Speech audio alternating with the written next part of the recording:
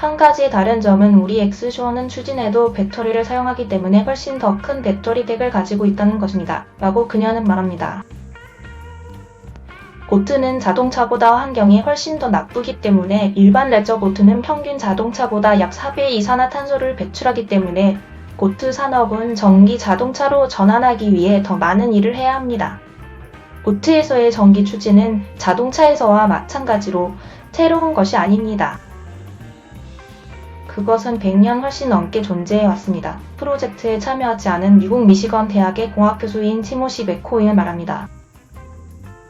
배터리를 주요 에너지 저장 매체로 사용하는 것도 새로운 것이 아닙니다. 디젤 전기 잠수함은 물에 잠겼을 때 작동하기 위해 100년 넘게 값싼 배터리를 사용해왔고 크루즈 선박은 1980년대부터 디젤 전기 추진을 사용해왔습니다. 그는 다른 많은 선박 유형들이 현재 하이브리드 또는 완전한 배터리 전기 추진 시스템을 사용하고 있다고 설명합니다.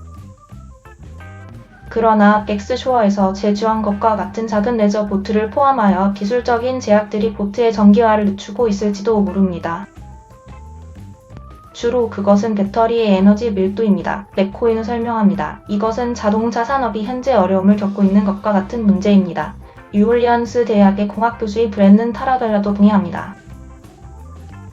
배터리는 현재 제공하는 에너지 양에 비해 너무 무겁습니다. 그는 말합니다. 보트와 선박은 매우 무게에 민감합니다. 디젤 또는 가솔린 1kg마다 보트는 동일한 에너지 출력을 갖기 위해 40kg의 배터리를 운반해야 합니다. 보트와 선박은 모든 에너지를 운반해야 하기 때문에 에너지 무게의 약 40배를 운반하는 것은 비용이 많이 들 뿐만 아니라 디자인도 비싸지 않습니다. 연소 엔진이 있는 보트 앞에는 이제 전 세계의 호수와 수로에서 흩어져 있는 금지에 직면하기 시작했습니다. 예를 들어 2025년부터 암스테르담의 운하에서 디젤 엔진과 가솔린 엔진이 금지될 것이고 노르웨이는 2026년까지 유네스코 세계문화유산 표로에서 유람선, 관광보트 및 페리에 대한 배출 제로 요구 사항을 계획하고 있습니다. 저는 만약 우리가 약간의 지원을 받는다면 이것이 이산화탄소 배출과 해양야생 동물을 매우 빠르게 돕는 측면에서 큰 차이를 만들 수 있는 분야라고 생각합니다. 라고 KISU는 말합니다. 우리는 보조금이나 금지를 추진할 정치인과 정부가 필요합니다. 왜냐하면 이것은 일어날 필요가 있기 때문입니다. 그는 이러한 예약의 30%에서 40%만 판매로 전환될 것으로 예상한다고 말했습니다. 더 큰 문제는 머스크가 특히 포드, GM 및 리비안의 전기 픽업과의 경쟁에서 트럭의 생산을 늘리려고 시도하면서 직면한 생산 문제일 수 있습니다. 그는 모델 3세단과 같은 이전 제품 소개를 언급하며 생산을 늘리는 것은 매우 힘든 일이지만 테슬라는 이전에 여기에 있었습니다. 라고 말했습니다. 그러나 그는 그들이 항해하기에 훨씬 더 복잡한 시장입니다. 라고 경고했습니다. 고급 주방 기기와 가까운 친척처럼 보이는 사이버 트럭은 2019년에 처음 공개되었을 때 도로에서 다른 아무것도 아닌 것처럼 보였지만 여전히 그렇지 않습니다. 눈에 띄는 것은 바로 이상하고 각진 올메탈 2개 요점이었습니다. 머스크는 또 다른 큰 트럭이 아닌 뭔가로 성명을 발표하기를 희망했습니다.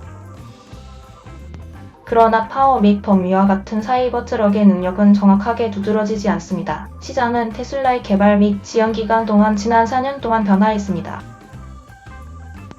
즉, 빛나는 피구 아래에서 테슬라의 멋진 신형 픽업은 첫 번째 차량이 고객의 진입로에 들어가기 전에도 훨씬 더 일반적입니다. 전기 모터는 많은 견인 및 견인력을 제공할 수 있으며 트럭의 단순한 크기로 많은 배터리와 장거리를 허용합니다. 테슬라가 그러한 잠재력을 실현한 유일한 자동차 회사는 아닙니다. 거의 정확히 4년 전에 첫 선을 보인 이후 현재까지 포드는 F15형 라이트닝 전기 픽업 트럭을 판매하기 시작했으며 리비안 RT 픽업은 미국 도로에서 상당히 흔한 광경이 되었습니다. 보다 최근에는 제너럴 모터스 GM과 쉐보레 실버라도 EV 픽업의 생산을 시작했습니다. 스텔란티스 STLLANTIS LM1500 내부 전기 트럭도 2024년 말에 생산에 들어갈 예정입니다. 당시에는 경쟁이 없는 환경이 아니었고 사이버 트럭의 능력은 4년 전만큼 주목할 만해 보이지 않습니다. 이러한 다른 많은 트럭들은 테슬라의 능력을 갖추고 있으며 경우에는 이를 능가할 수도 있습니다. 머스크는 또한 사이버 트럭의 급진적인 디자인을 감안할 때 얼마나 제작하기 어려운지에 대해 반복적으로 이야기했습니다. 이 트럭은 일반적으로 차량에 사용되지 않는 재료인 도장되지 않은 스테인리스 스틸로 만들어졌는데, 이는 머스크가 선전한 재료의 내구성이 제작하기 어렵고 수리하기 어렵기 때문입니다.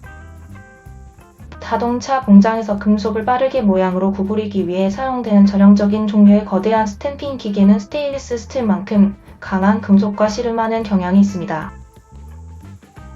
또한 대부분의 대형 픽업과 같이 별도의 몸체와 셰시를 가는 것이 아니라 미니 바디 디자인을 가지고 있습니다.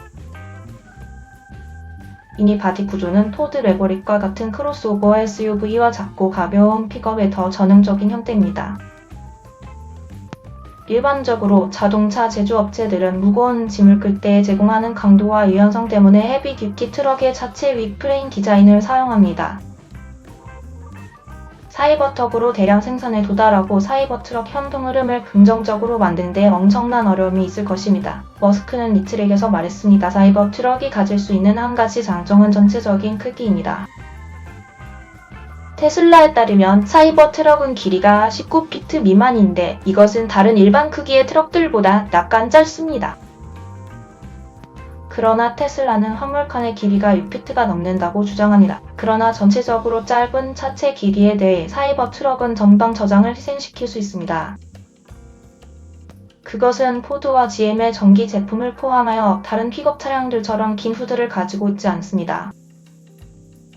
그것은 테슬라가 엉킨, 즉 전방 트렁크 공간이 적다는 것을 의미할 수 있습니다. 특히 충분한 기능적인 전방 공간이 포드 트럭의 큰 판매 포인트였습니다. 화물칸의 측면이 트럭의 지붕과 만나는 쐐기 모형 또한 측면에서 침대에 접근하는 것을 방해할 수 있습니다. 픽업 사용자들은 종종 택시 뒤에서 물건을 내리기 위해 측면에서 손을 뻗습니다. 사이버 트럭의 적재 용량, 즉 화물칸에 실을 수 있는 무게는 또한 현재 생산 중인 경쟁 차량들보다 약간 높습니다. 포드 F15형 라이트닝은 2.0 파운드를 운반할 수 있습니다. 하지만 M15형 랩은 사이버 트럭보다 더 많은 2.7형 파운드를 운반할 수 있습니다. CNN의 크리스 이시도어가 이 보고서에 기여했습니다. 이상으로 클릭뉴스였습니다. 시청해주신 모든 분들께 감사합니다. 더욱더 좋은 영상으로 찾아뵙겠습니다.